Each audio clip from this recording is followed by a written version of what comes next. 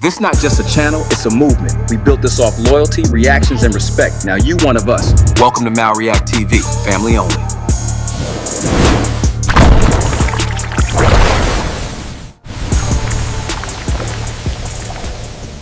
Reputation has always mattered in hip-hop. If you say something, there's a sense that you need to be able to say it verifiably, but it seems like this is only unique to rappers. After all, it's not like anyone asked Freddie Mercury of Queen, Tom Jones, or Johnny Cash if they really killed people when they claimed they caught bodies on songs. Yet, in the warped world of drill music, the more dirt you do, the more lucrative your rap career becomes. However, there's two sides to becoming infamous, because while it may bring you success in the short term, the notoriety of being a famous shooter makes you an even bigger target in the streets, and might mean that you aren't around to savor the work you put in to make your life better. And for this Chi-Town gangster, he was too far gone to ever be redeemed. It's your boy Luesta, and this is the horrifying story of Bloodhound Lil Jeff, the drill rapper who took out 11 people before passing on in just as violent a fashion himself. Raised by a single mother in Chi-Town, Jeffrey Harris never had it easy. In fact, he was almost capped inadvertently at the age of 14 when his house was shot up due to his older brother's own gang ties. Meanwhile, his father, who wasn't around, allegedly had ties to 068 C Block. Hailing from 79th Street and Maryland Avenue on the east side, this is Black Disciples territory. And eventually, Jeff threw caution to the wind when his dreams of basketball were over. I was 16. I was trying to play basketball, but that's around the time I ain't make the varsity. He was trying to play what? I was 16. I was trying to play basketball, but that's around the time I ain't make the. He said, I was trying to play basketball. varsity team. So at 16 was when I was realizing this shit real. I don't know what the fuck I'm gonna do. Cause you know, after that point, like once you don't make that team, it's over. Left with no direction, he soon found himself in the waiting arms of gang life. Founded in 2015 as an offshoot of gangs known as Braindead and Drill City 079, Lil Jeff swore allegiance to the Bloodhound crew when he hopped off the porch at the age of 18. Pitted against enemies like BKN, Trap City, 800, and the 8-Tray Mob among others, Jeff put the same level of dedication he once gave to his hoop dreams to terrorizing his ops. From his earliest days as an affiliate, he flagrantly waved guns, bragged about robberies, and insisted he wasn't scared of anyone. In a world where some individuals do this without having any genuine commitment to the cause, this certainly wasn't the case with Lil Jeff. In fact, he didn't even seem to care if he got imprisoned, considering he literally attempted a drill on IG Live. Tell that bitch quick.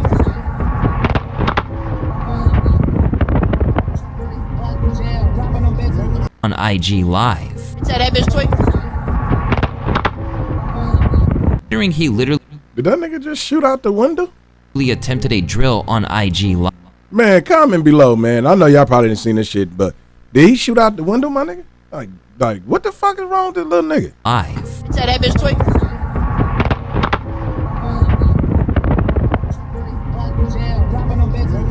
That bitch was just tweaking. Despite his young age and lack of experience, Jeff quickly became a key player Who is this dude right here? Because I've seen, he looked familiar too. Who is he? in the gang. The turning point came when his close confidant Z-Money was taken out in what was believed to be a backdooring hit. This killing shattered a decade-long truce between Bloodhound and Trap City, igniting an all-out war. For Jeff, this was a pivotal moment, the point where he officially declared open season on his enemies. I'm taking to killing school. Class start next week. You gotta at least have 2 bodies though. For I ain't coming with no. If you ain't got shit, I can't work with no beginners folk. You gotta at least have a. They put something in them niggas' water, man. Is he from Chicago? You gotta at least have a 2. I'm gonna give y'all 2 minimum. A 2. I'm gonna start at 2 minimum, cause y'all know why I'm gonna start at 2 minimum. Now I'm just doing it for a tradition. I'm gonna start it at 2 minimum, man. 2, you gotta have a minimum of 2. No, anything, you gotta have 2. You gotta have a minimum of 2 of them bitches. I never understood, why do niggas be in the camera like that when they be talking? You gotta have it. You gotta do, you know what I'm saying? That's what I meant. Like, they be in that motherfucker like that. Like, what is the purpose of that shit, bro? Like, man. To come to school, you gonna sit your dumb ass in this seat, and whatever I say, do it. If you do anything scary, bitch, I'm smoking. Within a matter of months, Jeff would allegedly rack up 10 bodies, even commemorating this grim milestone with a tattoo. Some of their identities are still debated, with names like Lil Gutta from Hit Squad, Clay and Crew from A-Tray, and a 33-year-old known as Black from the Evans Mob frequently mentioned by so-called Chiracologists. However, there are some that Jeff did his I think it's at 33. It's time for you to hop your ass back on the porch. utmost to prove that he did, while stopping short of handing himself to the cops. First off, there was the murder of Trap City's Leal. In June of 2023, Leal got into a lift on the 1300 block of West Taylor in Little Italy when Bloodhound pulled up and unleashed gunfire, leaving him dead on arrival at the hospital. In the aftermath, the driver Robert Smith opened up about the horrendous attack. Smith says he hit the gas when someone standing outside of the car started shooting. He rushed going to the hospital where he was pronounced dead. I was running stop signs and intersections to get away. So at one intersection, I had to stop it because there was a car coming through, and then I turned to him and said, "Hey, I'm going to take you to the hospital." And he said, "Okay." Then the next time I stopped, I had to stop at a light because there was two cars coming through the intersection, so I couldn't run it immediately. And I looked back then, and he wasn't moving anymore. Although, Man, hey, nigga, you better run that motherfucking light. Like, nigga, you talking about he had to stop at this light, he had to stop there. You got a gunshot victim in a goddamn car. Nigga, do the paramedics stop at the light? No. Nigga, honk your fucking horn and turn your flashers on. Man, shit, I don't know, man, damn, and it's like the last word he said to him, he said, "Okay." That adrenaline be pumping, bro. You don't know what the fuck. no arrests were officially made, Lil Jeff hopped online immediately to claim responsibility. Go ask my ops that Michael Drake put shit in park. Go ask my ops that Michael Drake, his ass ain't making fuck. Go ask my ops that Michael Drake, his ass ain't get out that car. You know that? I was right there, you know that? And from there, he continued to antagonize his foes by reenacting the scene for his own amusement. Go, bitch, we sent shit up. When I ran up on that car, his ass looked up and he was... While this brutal crime cemented his reputation, his most infamous... Man, I was wondering, I said something playing in the background. Dog, I'll be mad at motherfucking little skinny ass nigga like this. You know that? Man, I was right there, you know that? And from there, he continued to That's antagonize wild, his bro. foes by reenacting the scene for his own amusement. Go, bitch, we sent shit up. When I ran up on that car, his ass looked up and he was... While this brutal crime cemented his reputation, his most infamous act came on January 26, 2024, the double murder of two high school students, who go by the name of Montario Monty Williams and Robert Lil Rob Boston, which were both members of rival gang BKN. Reportedly, the tension... man.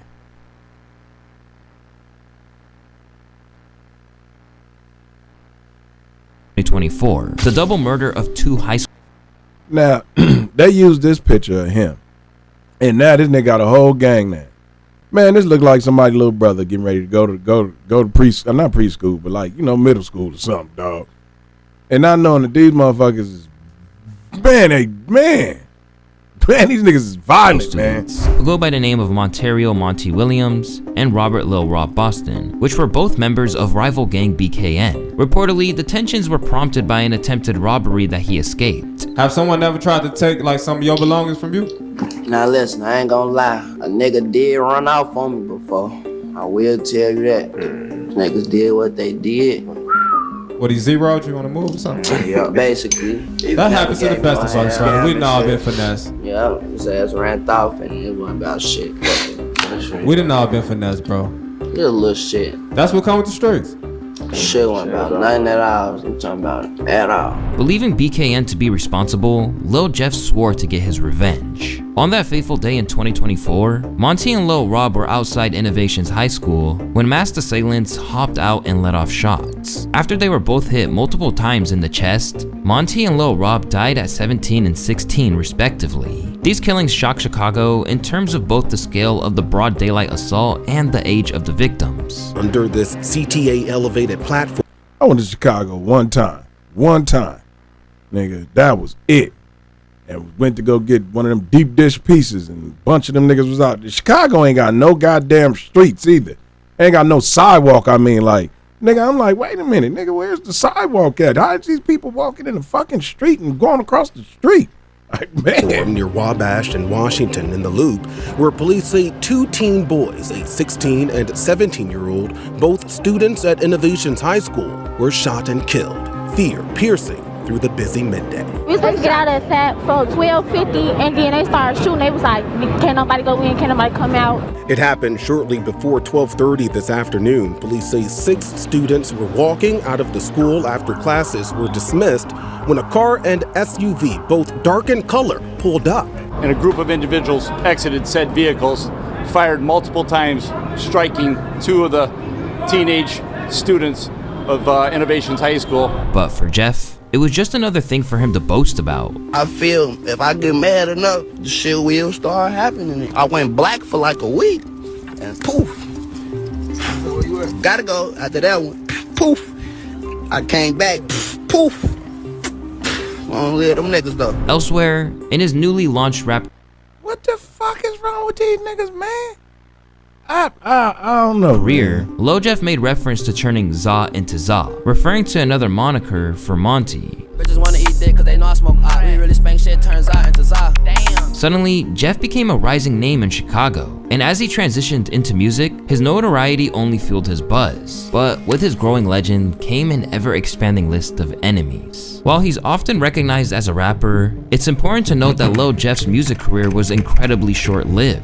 His earliest tracks like Can't Beat Us only surfaced about 2 years ago, but with his name now carrying weight both in the streets of Chicago and on Reddit as an active shooter, his Stepping in Blood mixtape soon got immensely popular. Soon enough, he was getting calls for interviews where he became cryptic about the exact activities he was up to on the streets. Cause they said Bloodhound Lil Jeff got 10 bodies. I said, okay, well he can't be in Iraq then. This nigga must be, you feel me, in the UK. You know what I'm saying? So we definitely want to get to know the Bloodhound Lil Jeff story today. Can you start by telling us where you from? Chicago, I know it. East side of Chicago. East side of Chicago. However, it's clear that he leaned into the image whenever he got the chance. So, okay, so you got this reputation, man. You got this crazy reputation. Shit. Feel me? How do you move through Chicago? Do you feel like you probably got a target on your back? Hell nah, these niggas scared, man. I'm outside every day, they ass ducking. I never see people on live dropping my low, showing their ass where I'm at. We be outside every day. I be from up everywhere you could think of. Soon,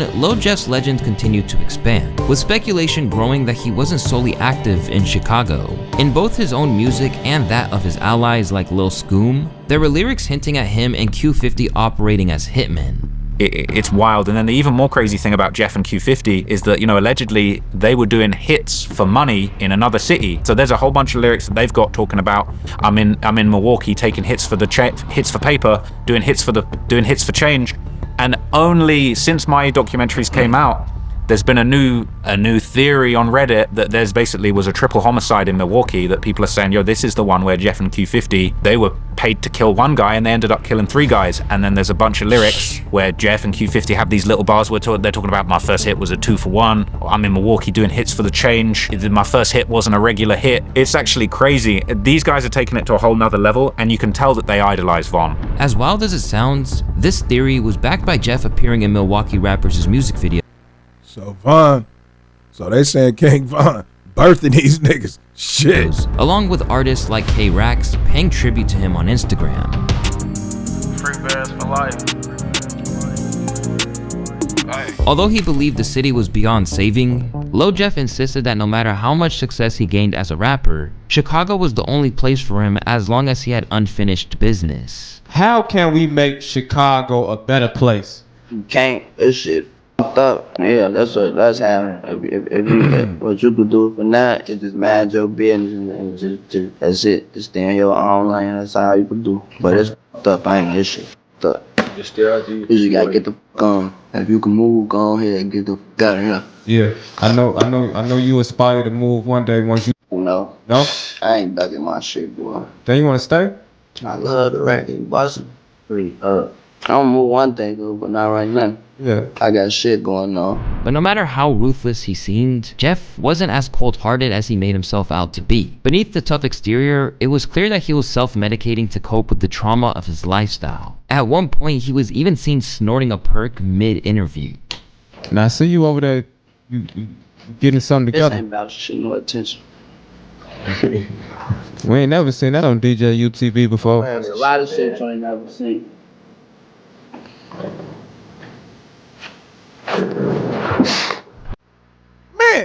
Man, I'm sick of you niggas. I'm tired of you niggas, man. What, nigga, I didn't know they was snorting fucking perks.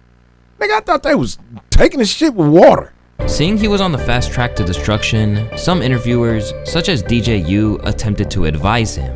But being young and reckless, he wasn't really trying to hear it. If a student graduates from this school, their future probably not looking too bright. Wait, what you trying to say? I'm saying there's only two places So they my can end up future in. not looking bright. I mean, I don't know if you graduate what from the I'm school or saying? not. I don't know. It's like, man, just look, is my future looking bright or not? But I'm just saying, if you graduate from a killer school, He trying to say my shit ain't looking bright. no, you're a rapper, so your future looks very bright. But if a young man go to a killer school, you know, Become a rapper and have a bright future. See, there you go, bingo. Money and be well. Exactly, you could do a lot. Listen, that shit come with more. Listen, there's a lot of shit behind the scenes that I can't tell you, and that's why I'm trying to skip questions, cause I can't come on. I'm trying to skip the question.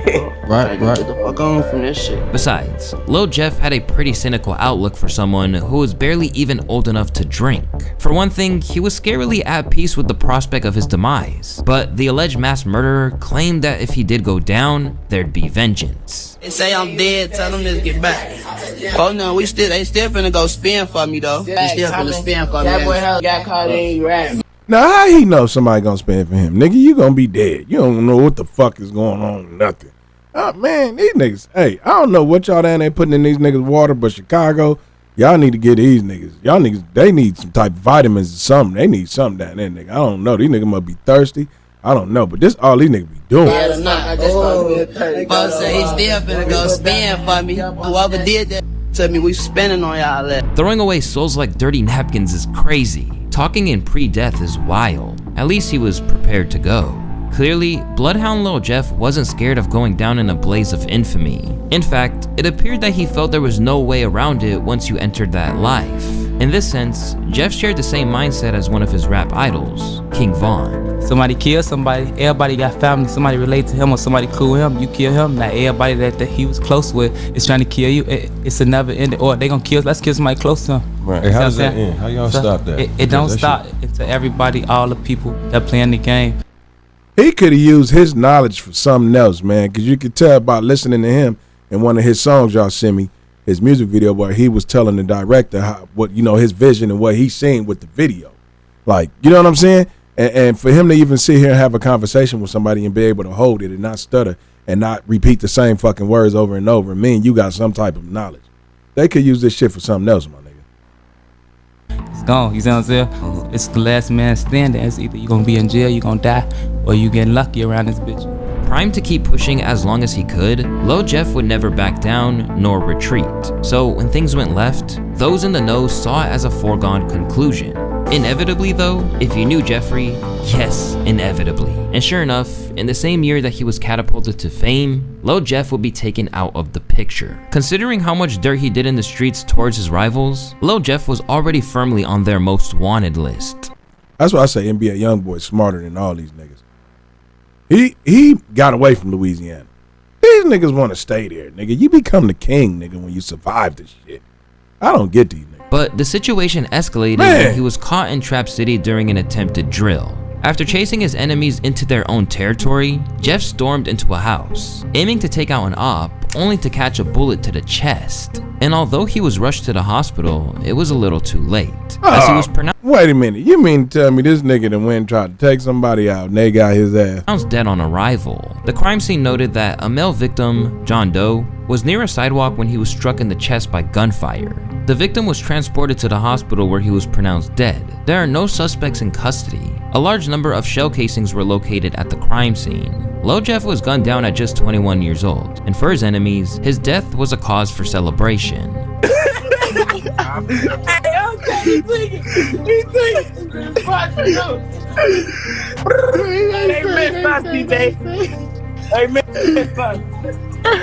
They say they chop that brain. Hey, twig. Hey, overpaid. What you want? Can't eat this shit. Yeah, I ain't gonna lie to you. Oh, yo. I gave you that. Hold on. I gave you that. All right, bet. Pop that right now. But to so many others like FBG Young, it was a case of a young man striving to be something to the extent that it killed him. I feel like they die out faster because they just jumping into something they don't know the steps of it. They just like, okay, jumping in and go off to diss songs and still gotta catch the bus or still gotta ride and catch the Uber. Yeah. Stuff like that. So they... Man, that's what I'm saying, dog. That's what's fucking me up. They do all these diss songs, be from all these hoods, all this shit, and these niggas taking Ubers and riding the bus. I don't get it. Get your motherfucking weight up before you feel like you want to start. You want to go to war with niggas and shit, my nigga. Like, come on, man. They don't really know, like, a lot of things can affect you with going that route, especially when you ain't got everything taken care of already. You still a kid. When you first starting off anyway, you still living with your mama. You probably ain't got no money. You got to take these buses. You fucking with these hoes that fucking with these other people. So it's all stuff could play out. But they not knowing this at the time, though. According to Chirac experts, the death of Lil Jeff was linked to the attempted setup of a man named Trap City Rob. You can see on the video somebody outside like talking to their girlfriend or, you know, talking to a person who they just interacted with. And you see him run down and chase the guy in the house. And then you see him flying back off the porch. And then you hear do. And the paperwork can say he was hit 19 times in the chest area. He was shot 19 times. And that's how I think they grabbed Rob for the murder because it's overkill. It ain't self. You hear do. Like talking to their girlfriend or, you know, talking to a person who they just interacted with. And you see him run down and chase the guy in the house. And then you see him flying back off the porch. And then you hear do. And the paperwork can say he was hit 19 times in the chest area. He was shot 19 times. And that's how I think they grabbed Rob for the murder because it's overkill. It ain't self-defense 19 times. Clearly see on camera that 4 dudes is waiting outside basically to ambush them. Like, I don't think he should be in jail, but in Chicago, they lock up the wrong people. They let out the wrong people, you know, and it's just crazy, man. But Rob, he's still up in there. He's still up in there. He got charged with the murder of Lil Jeff. Rob was recently picked up for the murder after a witness allegedly placed him at the scene. In a bizarre twist, cops had to use 2... Lil Rob like, I ain't going for it, nigga. Not me. Not today. Shit, you gonna see him before I do. Sets of cuffs on Rob's due to his sheer size. But with a lack of solid evidence, he was ultimately released. Rather than boasting about it, he seems more focused on moving forward. Go ahead, yes. He told me I don't want to talk. You don't want to talk? Yeah. I Trap Rob, what you on, gang? What you on, gang? You know, shit, we coolin'. Yeah. You know, it's crazy, on the same couch old boy was just sitting on. That shit crazy. Now the nigga who allegedly killed you sitting on the couch, man. Right here talking. As for Lil Jeff's fans, they simply saw it as a case of squandering the potential he had. He jumped off the porch at 18, which means he had nothing to do after high school but hang with the wrong crowd, and went hard in the streets to catch up or prove himself. Having a name as an alleged killer and definitely a robber while moving around like that is like having a death wish. But while most normal people saw him as someone who simply squandered his potential and fell victim to the streets, so-called Chiracologists praised him as a legend. Is the legions of kids on Reddit who are really like worshiping Lil Jeff for the amount of murders that he was apparently able to. What is it called? Jeffology? Yeah, there's a Jeffology. They have a Jeffology subreddit. They're calling him J-Roy, which I was very into that. And one of the most damning things is like this series of emojis that he would put in his captions, in which each different emoji seemed to reference a different person. So like a lot of people have seen this like really traumatic video of basically these 2 high school age kids that got killed in Chicago. It's been alleged that Lil Jeff was the one who took them out. As for his homies, the world essentially stopped. In a tribute post, Lil Scoom89 couldn't believe what happened to his fallen brother, saying, "I love you. I'ma be with you real soon." A talented rapper in his own right, Scoom had big plans for life beyond the Chi. Where you want to be at age 33? Somewhere in Europe in a big ass crib with my wife and kids, so not worrying about shit. My first goal now is get away from him for period, point blank. Like, I already don't be in this month. Like, what's the point of living here for? Shit, I want to have kids, gang. Ain't go left for. I don't get no how tough you is on my dead cousin grave. What a real nigga scared of, death and fucking jail. My cousin grave, don't let no nigga tell you they not scared of that shit. But tragically, Scoom wouldn't get a chance to achieve any of that. Instead, he barely lasted a month before he was ambushed and murdered while simply trying to get a haircut. And with that, Chicago Drill was relieved of two of its biggest prospects for the future, leaving a glaring hole in the scene. I feel like if they had some real guidance in their life, like motherfuckers who's really standing on them high, motherfuckers be standing on me and how I stand on my artists, and I feel like Lil Jeff and Lil Scoom, them little niggas they was something to work with. Like, I ain't gonna lie, like, they the new generation. But by the sounds of it, all that despair hasn't stopped 079 Bloodhound from staying active. According to Trap Lord Ross, their homie and fellow rapper Q50 has recently picked up where Jeff left off. He also argues that if Jeff had survived, he would almost certainly be behind bars by now. You know, Q50's still out here. He got arrested for a little period of time, but he got let back out, and he's just out here, you know, navigating the streets supposedly with 8 bodies. I don't know how he's not in jail. It's actually kind of baffling, this whole situation. I think if Jeff was here, he would definitely be in jail, facing really serious charges for a number of bodies that he'd allegedly committed and claimed. Those guys made it really obvious for everyone, you know. In a rare interview, Q50, who spent time behind bars for firearm possession, insisted that he's still pushing on for his brothers in every way. Okay, how did Lil Jeff and Scoom impact your life? Alright, so I ain't gonna lie. When I lost my big brother, I ain't gonna lie, that shit, I'm gonna keep this shit a buck. Cause I ain't no more, you know, I ain't no lying ass nigga. That shit hurt me. That's my big brother, it's my everyday nigga. This, we the same nigga, we the same brain. We think like, you know what I'm saying? We do everything together. This, when I'm downstairs sleep, this who coming downstairs, he don't get no fuck if I got a hoe in the bed. He gonna come downstairs and wake me up just cause that's my big brother. Can't no any nigga just do that. Already reeling from the passing of Jeff, he claimed in a moment of real vulnerability that the death of Scoom was the last straw where he was taken away. Lil Scoom, that was my heart. Cause Lil Bro, the thing y'all don't know about Lil Bro, he had a sweet soul. Lil Bro always smiling. He bring the smile out of me, you know? Yeah. So it's like when my little brother died, and it was a month after, I took that shit. I ain't gonna lie, I had to take a minute, like, you know what I'm saying? My big brothers, they had ended up just putting me where, like, not no hospital, nothing. They just put me in a different spot so I could get my man straight and don't move off promotion. Later, he revealed that the loss of Philly's YBC duel affected him as well. He doing this shit genuinely. He didn't want to fave out of nothing. Folks, I ain't like, we barely, when me and Duel get on the phone, we barely even talk about music. It's about how I'm doing right now. That's fire. How I'm holding up. If I need anything, long live my nigga. In a surreal moment which depicts where we're at with drill, YBC Duel was also a collaborator of Lil Jeff and Scoom's on the track Long Live Jeffrey Dahmer. Now 7 months on from those visuals going live on YouTube, every single one of these artists has passed on. With the story of Lil Jeff, you see where the worlds of rap and the streets get far too entangled.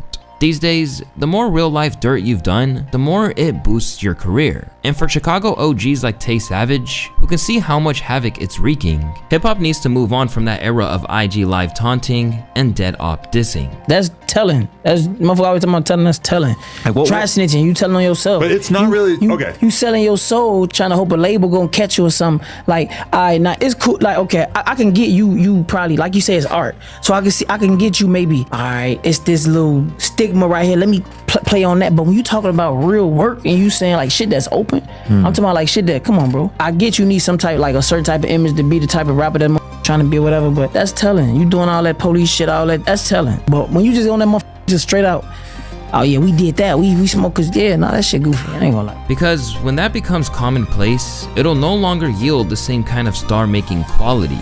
And so, they'll always have to up the ante, and that is a terrifying thought. And there's gonna be another that's gonna wanna beat Lil Jeff. Yeah. So he gonna be like, okay, damn, Lil Jeff snorted that on there. What can I do? I'm gonna throw somebody off a bridge on live. Despite how Reddit portrays him, he wasn't just some video game character. He was a real, albeit dangerous person, and to friends like JB Bin Laden, his loss was deeply felt. When did you meet Lil Jeff? I really like his big brother. That's my best friend, for real. I know him since he was like really like 6, 7.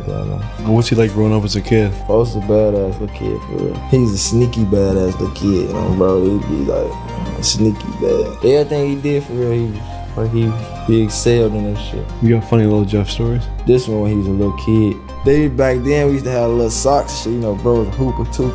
I put his socks on, the little hooper, elite little Nike socks. Them bitches was there. He be mad as hell, face red as hell. Yeah, that's some real little brother shit. Long live Lil Jeff, man. Long live Scoom, man. Long live LA, man. Free 4 now, man. Fuck the ops. And unfortunately, the war that took his life and countless others shows no signs of slowing down.